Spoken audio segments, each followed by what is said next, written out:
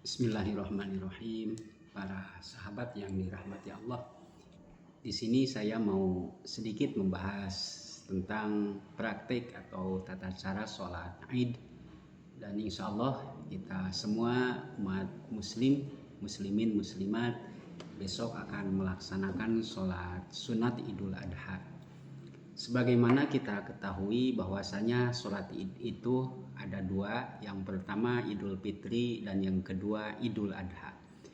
Dalam prakteknya baik itu Idul Fitri ataupun Idul Adha sama saja, dalam syarat rukunnya, sunnahnya, bacaannya sama saja, yang membedakan hanya niatnya saja. Dan juga dua-duanya sama hukumnya sunat muakkad atau sunat yang sangat dikukuhkan atau sangat dianjurkan. Bahkan di sini di dalam kitab Syarah Fathul Qorib jilid awal kitab Bajuri, payukrahu tarkuha, bahkan dimakruhkan kalau kita meninggalkan sholat Id. Sholat Id itu baik Idul Fitri ataupun Idul Adha, dua-duanya bisa dilaksanakan secara berjamaah dan itu lebih baik, atau bisa dilaksanakan secara sendiri-sendiri. Jika dilaksanakan secara berjamaah maka disunatkan khutbah, ada khutbah ya. Setelah sholat langsung dilaksanakan khutbah. Kalau sholat Idnya dilaksanakan secara sendiri atau munfarid maka tidak disunatkan khutbah. Misal kita tidak berangkat ke masjid karena kesiangan gitu ya, tidak melaksanakan Id berjamaah, maka kita tinggal sholat Id saja di rumah, tetapi kita tidak disunatkan khutbah, cukup sholat Id aja 2 rakaat. Idul Fitri, Idul Adha sama saja bilangannya 2 rakaat. Kata tadi juga yang membedakan antara sholat Id dan yang membedakan antara Idul Fitri dan Idul Adha adalah hanya di niatnya saja. Kalau niat Idul Adha itu niatnya usolli rakaataini sunnata Idul Adha. Kalau kita sambil makmum, sambil berjamaah maka ditambahin niatnya usolli rakaataini sunnata Idul Adha makmuman lillahi ta'ala Allahu Akbar. Tetapi perlu kita ketahui bahwasanya dalam niat, praktek niat itu baik dalam sholat sunat ataupun sholat fardu, niat itu tempatnya di dalam hati, sama saja niat mah di dalam hati. Jadi kalau kita tidak membaca usolli pun tidak apa-apa gitu ya. Usolli itu hanya persiapan saja gitu ya. Hanya persiapan biar hati kita nanti hadir pas waktu kita takbiratul ihram, hati kita hadir untuk membacakan niat tersebut, untuk berniat tersebut. Kalau arti atau bahasa Indonesianya dari lafaz niat tadi, usolli rakaataini sunnata Idul Adha, yaitu adalah saya berniat sholat Idul Adha, saya berniat sholat 2 rakaat Idul Adha sambil berjamaah atau sambil jadi makmum. Boleh mengatakan sambil berjamaah atau mengatakan sambil jadi makmum. Dua-duanya itu yang mana saja boleh-boleh saja gitu. Kalau kita sholat Idnya sendiri cuma cukup niatnya saya berniat sholat Idul Adha 2 rakaat. Jangan mengatakan sambil berjamaah atau sambil makmum, kan kita sholatnya sendiri. Kecuali kalau tadi sholatnya sambil berjamaah maka niatnya saya berniat sholat Idul Adha sambil jadi makmum. Niat itu yang tadi tempatnya dalam hati gitu ya. Pas waktu kita takbiratul ihram, pas mulut kita mengucapkan Allah, takbir yang pertama itu kan namanya takbiratul ihram. Kan dalam sholat itu takbir ada 2. Yang pertama takbiratul ihram, yang kedua takbir intikal. Takbiratul ihram itu hukumnya fardu ya, rukun sholat, termasuk rukun sholat. Sehingga kalau sholat tidak membaca takbiratul ihram ya tidak sah sholatnya gitu ya. Takbiratul ihram itu cuma 1 kali pas awal kita sholat. Ya, contoh kita sholat kan berdiri ya, sambil berdiri. Usolli sunata Idul Adha rakaataini makmuman lillahi ta'ala Allah. Nah, takbir yang itu namanya takbiratul ihram. Di sanalah waktu kita niat. Jadi pas kita membaca Allah, nah hati kita berniat. Kata hati kita, saya berniat sholat Idul Adha 2 rakaat sambil jadi makmum. Begitu ya. Sama sholat itu, mau sholat sunat, mau sholat fardu, niatnya pas kita takbiratul ihram dan niatnya di dalam hati gitu ya. Jumlahnya sama, Idul Fitri, Idul Adha rakaatnya sama 2 rakaat.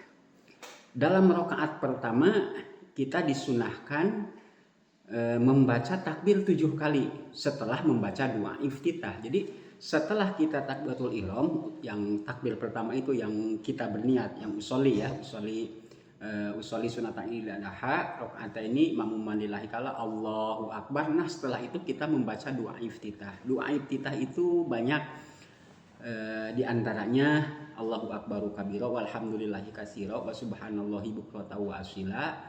Terus ada lagi wajjahtu wajhiya lillazi fataras samawati. Terus kalau kita gabungkan Allahu akbar kabira sama wajah itu dibaca dua-duanya atau dibaca semua doa iftitah, ya tidak apa-apa, lebih bagus gitu ya. Cuma kalau kita jadi imam sunatnya diringkas, jangan yang terlalu panjang ya.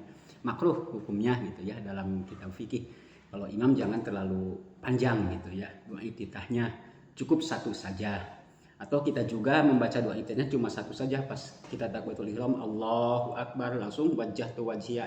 Ya tidak apa-apa ya, bahkan dalam doa iftitah itu sekian banyak doa iftitah itu yang paling afdol doa iftitah itu adalah wajjahtu wajhiya lillazi fataras samawati sampai seterusnya sampai wa ana minal muslimin gitu. Nah, setelah membaca doa iftitah terus kita disunahkan takbir sebanyak 7 kali. Jadi pas wa ana minal muslimin Allahu akbar. Nah setelah takbir pertama, sebelum takbir kedua disunahkan membaca subhanallahi walhamdulillahi wala ilaha illallah wallahu akbar. Sampai situ ya. Tidak ada tulisannya wala haula wala quwata, tidak ada ya dalam redaksi kitabnya, cukup subhanallahi walhamdulillahi wala ilaha illallah wallahu akbar. Nah setelah membaca itu takbir lagi sampai 7 kali takbir. Jadi begini ya, saya praktekkan dari pertama niat, dari pertama takbiratul ihram. Usolli sunata idil adha rakaataini makmuman lillahi ta'ala Allahu akbar wajjahtu wajhiya lillazi fataras samawati sampai seterusnya. Terus Allahu akbar subhanallahi walhamdulillahi wala ilaha illallah wallahu akbar. Allahu akbar subhanallahi walhamdulillahi wala ilaha illallah wallahu akbar. Allahu akbar. Terus sampai 7 kali ya dalam rakaat pertama. Kalau rakaat kedua itu 5 kali. Jadi setelah kita sujud kedua kan kita mau berdiri kan, habis sujud Allah berdiri kan sambil baca takbir kita berdirinya disebut takbir intiqal itu ya, takbir intiqal. Allahu akbar. Pas kita tegak berdiri di situ kita membaca lagi takbir 5 kali dalam rakaat kedua. Rakaat pertama 7, rakaat kedua 5 kali. Sama antara takbir pertama takbir kedua disunatkan membaca subhanallahi walhamdulillahi wala ilaha illallah wallahu akbar. Takbir kedua dan takbir ketiga sama sampai seterusnya. Antara tiap takbir disunatkan membaca subhanallahi walhamdulillahi wala ilaha illallah wallahu akbar. Jadi simpulnya di dalam sholat id ada bedanya dari sholat biasa, yaitu yang mana dalam rakaat pertama disunatkan membaca takbir 7 kali dan antara takbir pertama dan kedua dan ketiga 4 dan kelima 5 dan ketujuh dalam rakaat pertama dan rakaat kedua 1 antara 1 kedua dan ketiga 3 dan keempat 4 dan kelima disunatkan membaca subhanallahi walhamdulillahi wala ilaha illallah wallahu akbar. Begitu ya para sahabat. Jadi sholat ini itu bisa dilaksanakan secara sendiri-sendiri, bisa dilaksanakan secara berjamaah. Dan kalau dilaksanakan secara berjamaah disunatkan membaca khutbah, ada khutbah, dilaksanakan khutbah. Kalau sholat idnya secara sendiri itu tidak disunatkan khutbah. Kalau ada yang salah silahkan ditulis aja di kolom komentar. Saya ini mengambil dari kitab-kitab fikih madhab Imam Syafi'i, ini dari kitab Fathul Qorib jilid pertama, dan saya juga sudah melihat di kitab I'anatul Thalibin, Nihayatul Zain dan Fathul Wahhab. Sama saja ya redaksinya, cuma beda bahasa saja gitu, dalam isinya sama saja.